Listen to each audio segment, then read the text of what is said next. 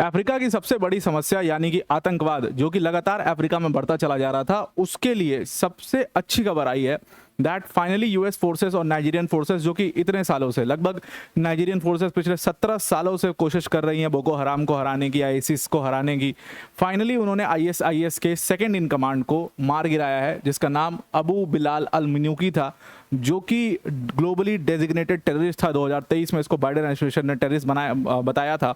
और ये बेसिकली जितना भी ऑपरेशंस होते थे आईसिस के, मतलब ये टिपिकल कमांडर था, ट्रूप्स के साथ रहता था, अटैक करना, बिहेड करना और लोगों को बंदी बनाना, ये बेसिकली इसका काम था। और लंबे समय से इसकी तलाश थी आईसिस को, फाइनली लंबे समय से तलाश थी इसकी नाइजीरियन आर्मी को। फाइनली नाइजीरियन आर्मी ने यूएस फोर्सेस के साथ मिल करके स्पेसिफिक इंटेल पर इसको मार गिराया, इसको ढेर कर दिया और इसके साथ आईसिस बहुत कमज़ोर हो चुका है।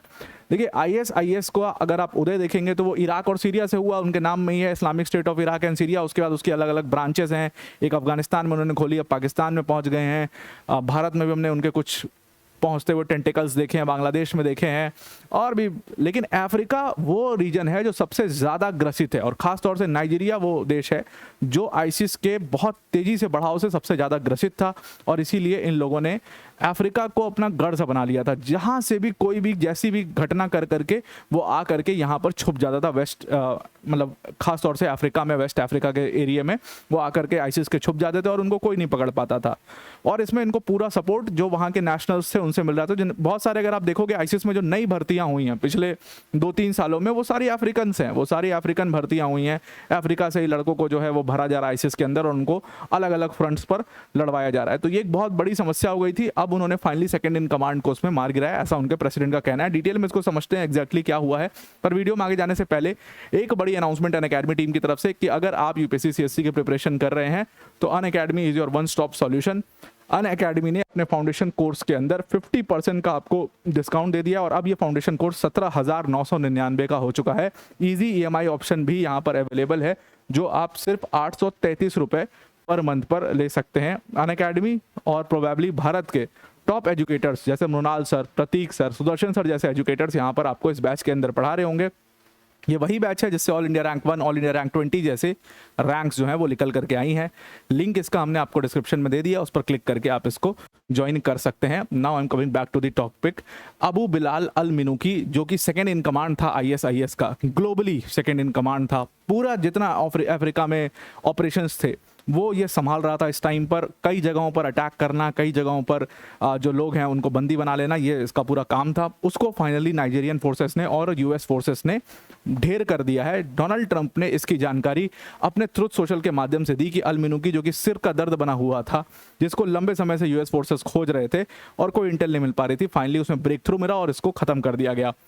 नाइजीरिया के जो प्रेसिडेंट हैं, जो उनका नाम अहमद तिनुबू है, उन्होंने भी इसकी जानकारी दी और उन्होंने कहा कि ये बहुत ही राहत की सांस है जो नाइजीरिया अब लेगा इसके मारे जाने के बाद, क्योंकि डेफिनेटली आईसिस काफ़ी ज़्यादा वीक होगा इसके मारे जाने से। और जब बगदादी के मारे जाने से वहाँ पर उनकी स्थिति बड़ी ख़राब हो गई थी, ठीक वैसा ही समझ लीजिए कि इसके अल मिन्यूकी के मारे जाने से आईसिस बहुत ज़्यादा वीक हो जाएगा, अब खास तौर से अफ्रीका में, क्योंकि ये मिन्यूकी जो था नाइजीरियन ही नेशनल था और इसीलिए इसका नाइजीरिया में इतना बड़ा बेस था। तो कहा गया, इसमें ट्रू सोशल पर पोस्ट किया डोनाल्ड ट्रंप ने बड़ा खुश होकर के, और उन्होंने कहा कि सबसे बड़ा एग्जाम्पल है कि कैसे हम लोग कोलैबोरेट करके टेररिज्म के खिलाफ लड़ाई लड़ रहे हैं। देखिए टेररिज्म एक बहुत बड़ी समस्या अफ्रीका की हो गई है। आपने बहुत सारे ग्रुप्स का उदय देखा, तो जैसे आपने देखा कि इराक और सीरिया के अंदर आईसिस का राइज क्यों हुआ, बिकॉज वहाँ पर लोगों को ऐसा महसूस हुआ कि शायद ये हमारी प्रॉब्लम्स को एड्रेस कर देंगे और मुस्लिम नेशंस और Muslim world, Muslim state, Islamic state caliphate होगा, ये सब की बात हो रही थी। तो शायद लोगों ने शुरू में उनको सपोर्ट किया और इसीलिए वो इतनी टेरिटरी कब्जा कर पाए। लेकिन जब उन्होंने अपने ही लोगों के ऊपर जुर्म ढाना शुरू किया, औरतों को स्लेव बना लेना, आदमियों को बिहेड कर देना, कुछ जिसकी कोई और भी मान्यता है उसको ख़त्म कर देना, बिल्कुल कोई नहीं बचेगा, एकदम इतने स्ट्रॉन्ग बिलीफ के साथ जब वो आए तो लोगों को कहीं ना कहीं महसूस हुआ कि ये तो हमें ही मारने लग गए। और इसीलिए बहुत छोटी छोटी सीरिया में खुद आप देखोगे कि मिलिशियाज बनती हैं जो आईसिस से लड़ रही होती हैं, जिनको लगा कि नहीं आईसिस को ख़त्म करना बहुत ज़रूरी है, अदरवाइज ये हमारे देश को ख़त्म कर देंगे, इसलिए छोटी छोटी मिलिशियाज होती हैं। उसमें कुर्द मिलिशिया भी कई सारी हैं और भी बहुत सारी छोटी मिलिशियाज हैं जिन्होंने फाइट करना शुरू किया। ठीक एग्जैक्टली वही चीज़ अब अफ्रीका के अंदर होने लगी है। जब बोको हराम इन द स्टार्टिंग आया, आईसिस आया, तो वहाँ पर मुस्लिम्स को लगा कि क्रिश्चियंस और मुस्लिम्स का देखो बहुत बड़ा डिवाइड है। Even in Nigeria also, in most of the African Nations आपको क्रिश्चियंस और मुस्लिम्स की लगभग बराबर पॉपुलेशन मिलेगी। तो वो बहुत बड़ा डिवीजन है वहाँ पर, और उसी का फ़ायदा आईसिस ने उठाया। तो लोगों को लगा, मुस्लिम्स को लगा कि भाई ये हमारे लोग हैं, हमें सपोर्ट करेंगे, और क्रिश्चियंस जो हमारे ऊपर जुर्मदार हैं उनको हम ख़त्म कर पाएंगे। इस टाइप का हेट्रेड पैदा की गई और फिर उनको क्लैश कराया गया। लेकिन जब उन मुस्लिम्स को समझ में आया कि ये तो हमें ही मार रहे हैं, ये तो हमारे ऊपर ही रूल कर रहे हैं, जाहिर सी बात है ये उनकी टेरिटरी तो कब्जा नहीं कर पा रहे हैं, वहाँ पर आर्मी लड़ रही है और ये हमें ही रूल कर रहे हैं और हमें ही हमारी औरतों को स्लेव बना रहे हैं, तो लोगों ने अब आईसिस के खिलाफ लड़ना शुरू किया है। आप देखो कि उनके प्रेसिडेंट ने कहा कि सबसे एक्टिव टेररिज्म जो वर्ल्ड में है वो अफ्रीका के अंदर है, और अबू बिलाल अल मिनूकी जो कि अफ्रीका में कभी भी छुप सकता था, उसका गढ़ था, वो वहां पर आकर के छुप सकता था, उसको हमने सटीक इंफॉर्मेशन के बेसिस पर मार गिराया। यानी कि एकदम एग्जैक्ट इंफॉर्मेशन थी इनको कि वो कहाँ छुपा है, कितने लोग हैं, कितनी फोर्सेस आप लेकर के जाएंगे तो उसको मार पाएंगे।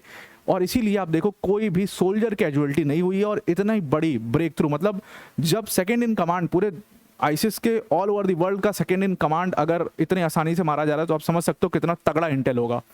क्योंकि ये इतना असलाह अपने साथ लेकर के चलते हैं, इतने आदमी लेकर के चलते हैं कि पूरी बटालियन के लिए भी उनको टेक ऑन करना मुश्किल हो जाता है। हमने सीरिया में ये चीज़ देखी थी कि पूरी सीरियन आर्मी के लिए इतना मुश्किल हो गया था उनको टेक ऑन करना, क्योंकि वो इतनी संख्या में थे और इतने हथियार थे उनके पास कि उनसे लड़ना इम्पॉसिबल हो गया था।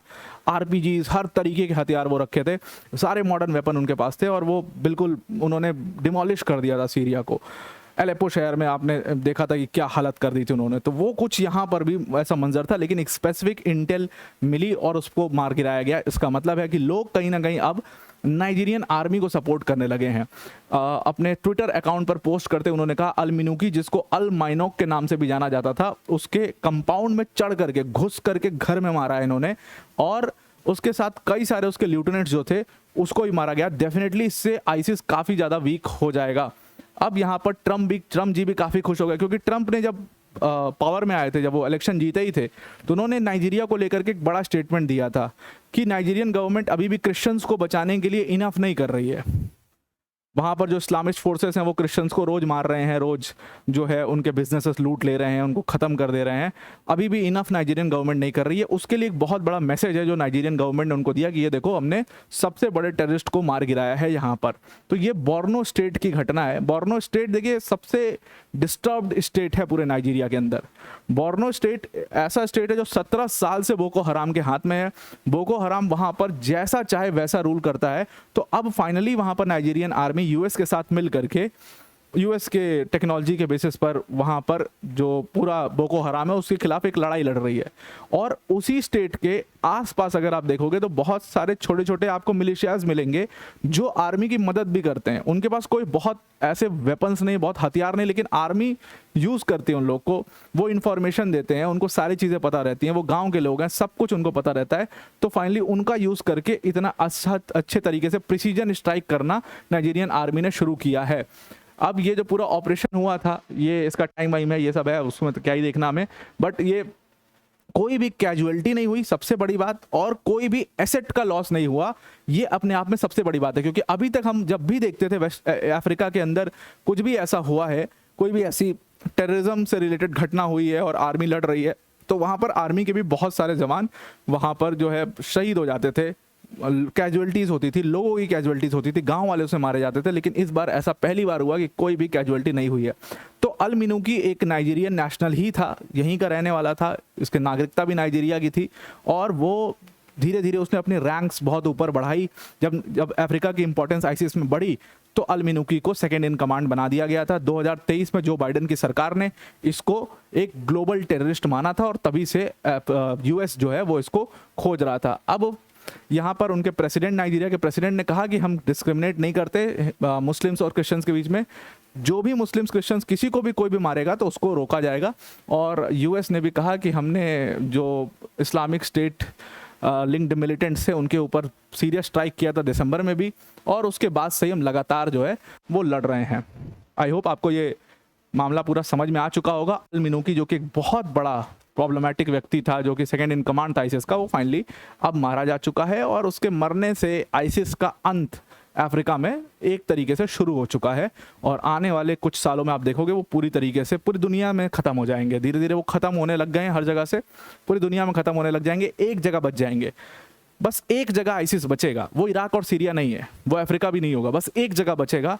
आप मुझे कमेंट करके बताना कि वो कौन सा देश होगा जहां पर आईसिस आखिरी ऑफिस खोलेगा अपना और वहीं पर बचा रहेगा, वो जीवन भर वहां पर चलेगा उसका ऑफिस। आप अगर अवेयर हो उसके बारे में तो कमेंट करके ज़रूर बताइएगा। आई होप आपको पूरा आर्टिकल समझ में आ गया होगा।